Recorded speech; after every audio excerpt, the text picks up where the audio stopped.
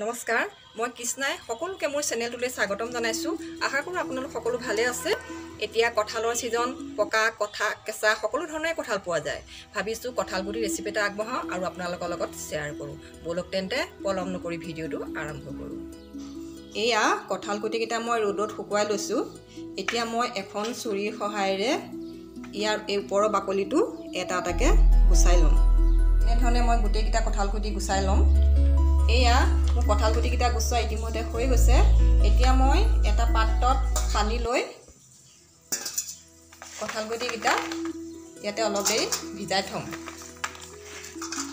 কিয়নো কঁঠালগুটিকেইটা ভিজাই থ'লে মানে এই কঁঠালগুটিৰ ওপৰত থকা এই ৰঙা বাকলিটো সহজতে এৰাই যাব পাৰিম।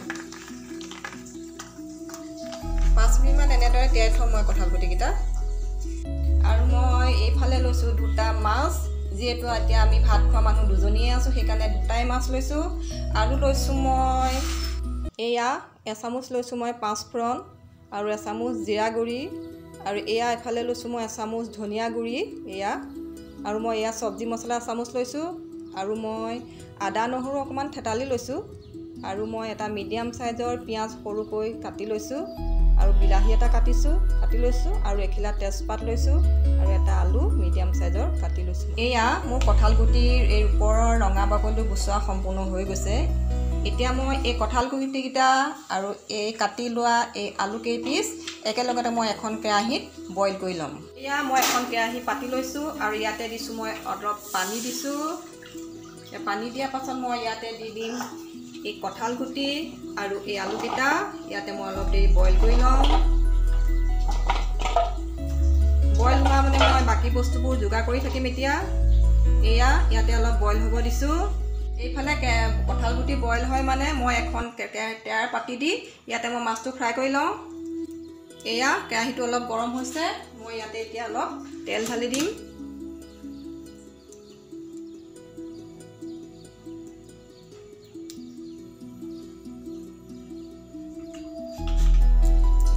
কেৰাহী তেল গৰম হৈছে, এতিয়া মই ইয়াতে মাছ দুটা ফ্ৰাই কৰিম।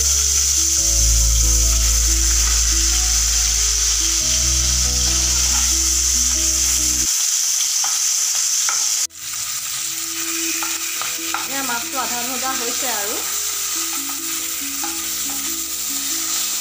আমাৰ কঁঠালগুটি বইল হৈ গৈছে। এতিয়া মই ষ্টভটো অফ কৰি দিম। এয়া আমাৰ মাছ দুটা হৈ গৈছে। জোলৰ মাছটো সম্পূৰ্ণ ভাজিব নালাগে, তেতিয়া জোলকণৰ সোৱাদটো কমি যায়। মই এতিয়া মাছ দুটা নমাই থওঁ। এতিয়া একেখন কেৰাহীতে মই তেল অলপ বাকী থাকিল, তাতে আৰু আধা তেল দি দি মই ইয়াতে বাকীখিনি বস্তু তৈয়াৰ কৰিম। তেলটো গৰম হৈছে হোৱাত মই এতিয়া প্ৰথমতে এখিলা তেজপাত মই দুডোখৰ কৰি ইয়াত দি দিম, আৰু এতিয়া দিম মই পাঁচফোৰণখিনি, আৰু দি দিম মই এই কাটি থোৱা মিহিকৈ পিঁয়াজখিনি দিম মই। এতিয়া অকণমান মই লৰাই দিছোঁ।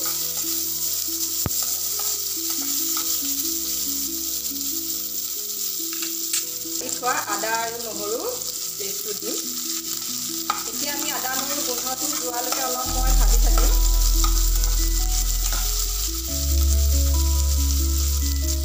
আধা চামুচ ধনিয়া পাউডাৰখিনি, আৰু দি দিছোঁ মই এই জিৰা গুড়িখিনি।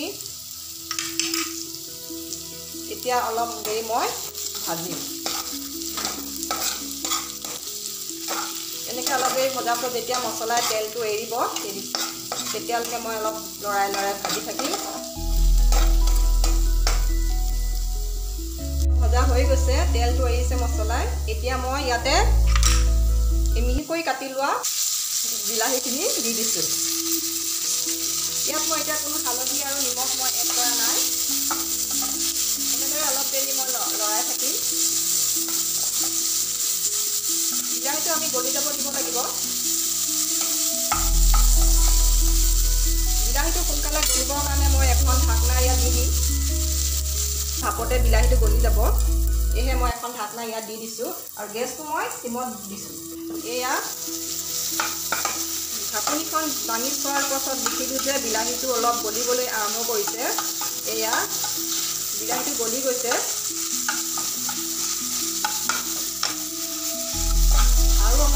লাগিব যেহেতু বিলাহীটো একেবাৰে গলি যোৱা নাই আকৌ মই অকণমান 5 মিনিটমান ঢাকি দিছোঁ এয়া বিলাহীটো অলপ গলি গৈছে এতিয়া মই ইয়াতে বইল কৰি থোৱা আলু আৰু কঁঠাল গুটিকেইটা ইয়াতে মই দি দিছোঁ মই এতিয়া পানীটো দিয়া নাই পানীটো মই পাছত ব্যৱহাৰ কৰিম এতিয়া মই ইয়াতে দিছোঁ এচামুচ হালধি আৰু দিম এচামুচ নিমখ এতিয়া মই মিশ্ৰণখিনি ভালদৰে লৰাই দিম যাতে সবতে লাগি যায়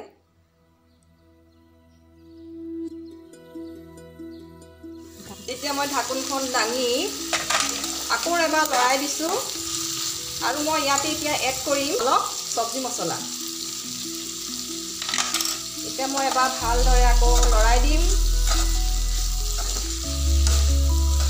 আমাৰ এইটো তৰকাৰী বনাবৰ কাৰণে আমাক বেছি দেৰি নালাগে কিয়নো আমি কঁঠাল আৰু আলু পিটিকিটা আগতীয়াকৈ বইল কৰি থৈছিলোঁ এতিয়া মই অলপ ঢাকোন মাৰি দিম মই পানী ব্যৱহাৰ কৰা নাই এতিয়া ভাপতে অলপ সিজিব দিছোঁ এয়া ঢাকোনখন দাঙি মই অলপ লৰাই দিছোঁ আৰু মই এতিয়া ইয়াতে পানী দি দিম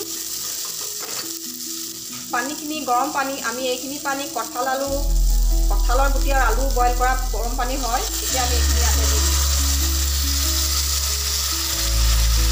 পানীখিনি দিয়াৰ পিছত মই আকৌ লাহে লাহে সাৱধানে মই লৰাই দিছোঁ যেহেতু কঁঠাল গুটিখিনি ভাগি গ'লে ঘেলঘেলীয়া হ'লে খাবলৈ বেয়া দেখিব সেয়েহে মই সাৱধানে লাহেকৈ লৰাই দিছোঁ আৰু ইয়াতে এতিয়া মই দি দিম আমি ফ্ৰাই কৰি থোৱা এই মাছ দুটা ইয়াতে মই এতিয়া দি দিম আৰু দি দিয়াৰ পাছত মই এগটো আকৌ এবাৰ ঢাকি থ'ম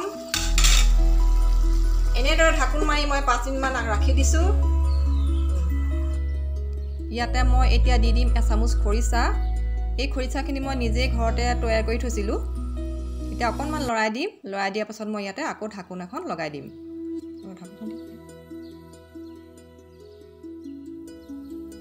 ইয়াতে মই এতিয়া মিহিকৈ কাটি থোৱা ধনিয়াখিনি দি দিছোঁ আৰু মই এতিয়া দিম 2টা কেঁচা জলকীয়া এতিয়া দি দিছোঁ কাৰণ ফ্লেভাৰটো বহুত ধুনীয়া হয় কেঁচা জলকীয়া হ'বৰ সময়ত দিব লাগে এয়া আমাৰ মাছটো ৰেডিয়ে হৈ গৈছে এতিয়া মই গেছটো অফ কৰি দিম